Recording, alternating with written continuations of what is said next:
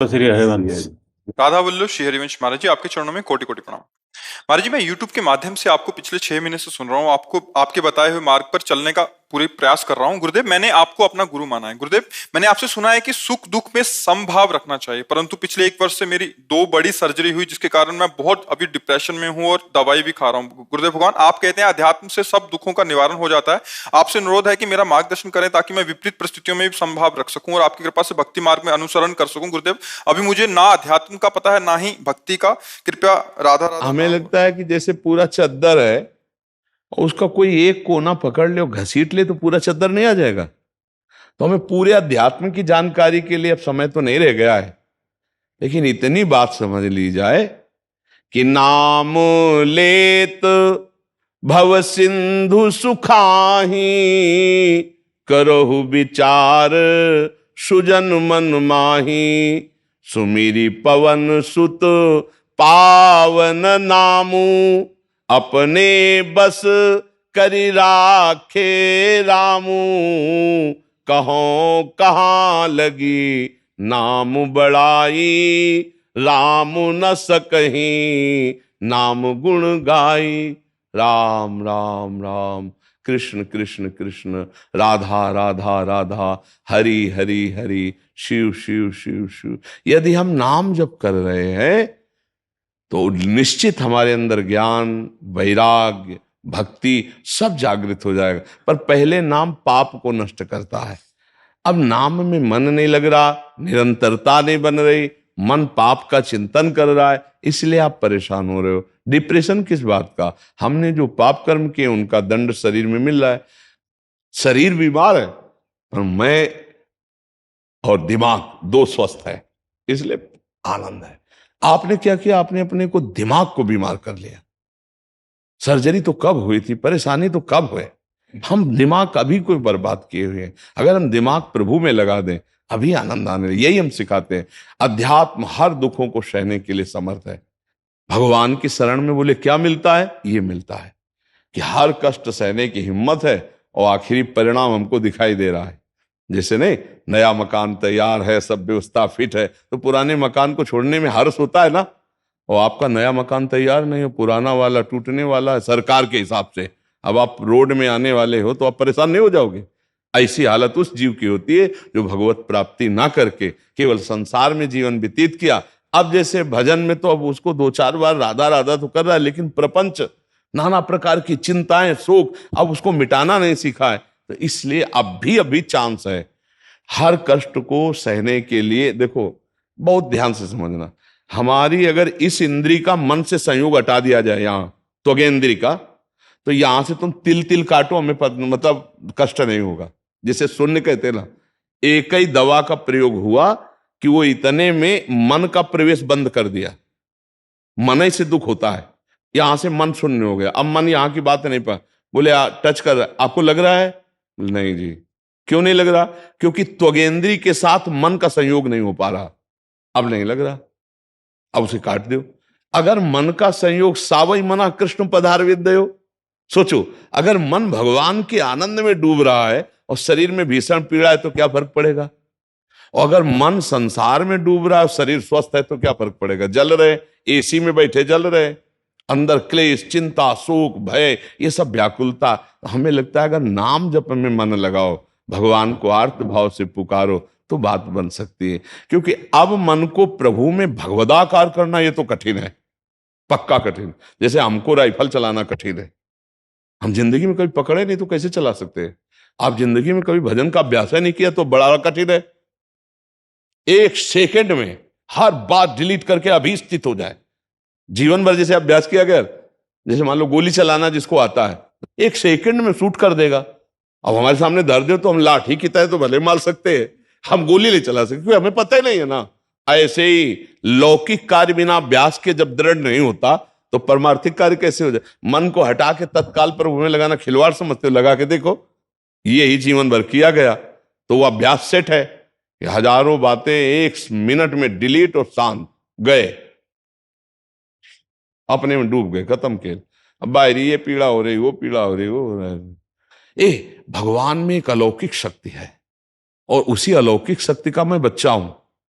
सच्ची मानिएगा। हम लोग इस शरीर में भोगों में इतना क्षीण हो गए कि हम उस शक्ति तक पहुंच नहीं पा रहे, और वो सबके अंदर है। आप सच्ची मानना, जो एक ब्रह्मा को भगवान ने शक्ति दी वही आप में है, क्योंकि ब्रह्मा जैसे भगवान के अंश है तो आप कौन किसके अंश है? भगवान ही के अंश है ना। बस हम क्या है, हम अपनी शक्तियों का प्रयोग नहीं कर पाए, हम उनको जागृत नहीं कर पाए। ब्रह्मा जी भी तपस्या के द्वारा उन शक्तियों को जागृत किया, जो ब्रह्म ऋषियों तपस्या के द्वारा। हम भोगों में अपनी शक्ति को भूल करके समय नष्ट कर दिया, अब हमें पछताना पड़ रहा है। तो अब काम बना लें। जब अपने पुत्र के बहाने, रोज हम इसकी चर्चा करते हैं, पुत्र के बहाने पुकारा नारायण तो भगवत प्राप्ति हो गई। अभी हमारी श्वासें तो हैं, हम जानबूझकर नारायण नारायण बोलेंगे, हरि हरि बोलेंगे, राधा राधा बोलेंगे तो हमारा कल्याण नहीं हो जाएगा। पर अब ऐसी स्थिति आपकी नहीं है कि आप मन को अपने शरीर से हटा के परमात्मा में स्थित कर दें।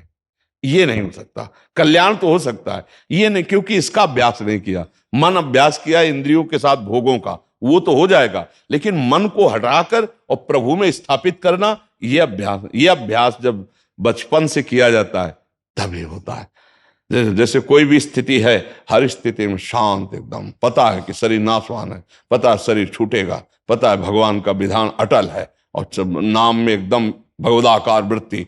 अब करो जो मना सो करो। भीषण कष्ट की स्थिति में भी एक आनंद, एक शीतलता। आप करो डिप्रेशन में मन क्यों गया? क्योंकि उसको आनंद का जो खजाना मिलना था वो तो मिला नहीं जीवन में कहीं भी।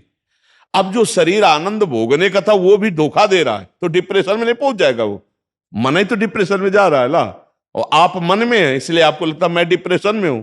अभी ठीक हो जाओ अगर आप हमारी बात मान लो। राधा राधा राधा राधा होई सोई जो राम रचि राखा, को करि तर्क बढ़ावे शाखा, अस कही जपन लगे हरि नामा, राधा राधा हरि हरि हरि। अभी आनंद आने लगेगा। काहे एक ही बार तो मरना है यार, तो दिक्कत काहे की है? जो कष्ट आएगा उसे भोगेंगे। राधा राधा राधा। बहादुर बनो, एकदम कमजोर मत बनो, मेरी बात मान लो। गुरुदेव, वो मरने से ही डर लगता, कहाँ जाऊंगा, कुछ ऐसे। हाँ, तो अभी हमने कहा कथा कही नहीं, हमारी कथा सुनो कि हमारा घर तैयार है तो पुराना घर छोड़ने में दिक्कत क्या? और आपका घर नहीं तैयार है इसलिए पुराना घर तो सरकार तोड़ने वाली है, आप फुटपाथ में आ जाओगे। कहा नहीं, वही बात तो डर है। तो चलो, तुम्हारा घर निर्माण नहीं तो हमारे घर में रह लेना। बड़ा भारी घर है, पूरा दिव्य धाम है भगवान का, तो हमारे साथ हो लो, क्या परेशानी है? तुम्हारी टिकट नहीं है तो हमारी टिकट में आपकी टिकट चल जाएगी।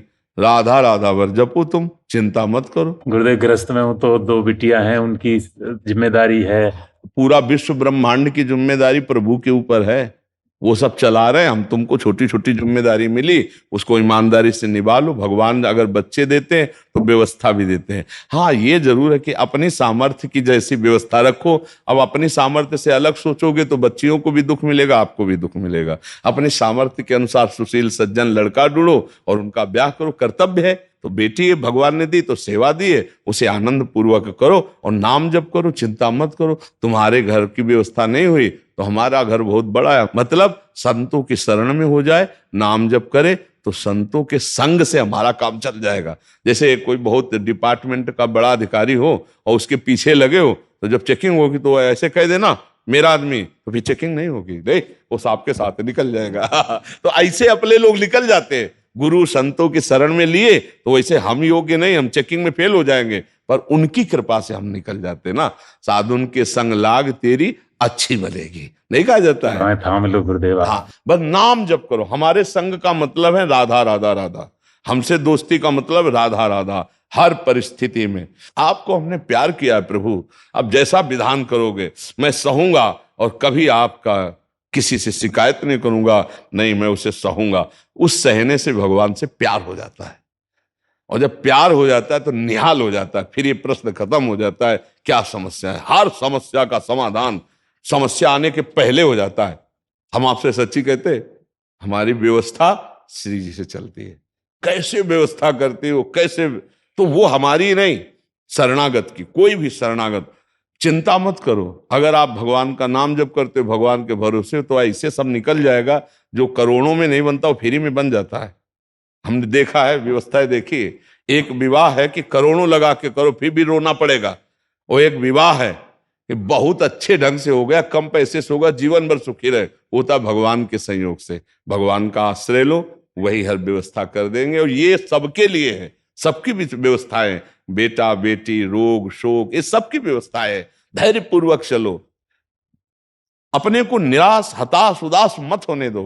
कैसी भी परिस्थिति आवे, प्रभु की तरफ देखो, जिसने एक मिनट नहीं, एक पलक झपकने में अनंत ब्रह्मांड बना दिया, वो जिस दिन चाहेगा मुझे धनी बना देगा, जिस दिन चाहेगा वो सुख की बौछार कर देगा। अरे प्रभु, मैं तेरे सहारे हूं, किसी और की तरफ नहीं देख सकता। अगर तुम चाहते हो कि मैं दर दर भटकूं तो तुम्हारा नाम लूंगा और दर दर भटकूंगा, लेकिन भरोसा केवल तुम्हारा ही रखूंगा। वो जीत जाएगा, वो जीत जाएगा, पक्का जीत जाएगा। मस्त रहो, पर बुरे आचरण करने वाला मस्त नहीं रह सकता है भाई। शराब मत पीना, मांस मत खाना, पराई माता बहनों की तरफ गंदी दृष्टि मत करना, और राधा राधा जपना। तो छाती चौड़ी करके घूमोगे, तुम्हें कोई बाल बाका नहीं कर पाएगा। और अगर ये पाप करोगे फिर आप हमसे शिकायत करोगे कि हमारी श्रद्धा कम हो गई, हमारी नास्तिकता बढ़ रही।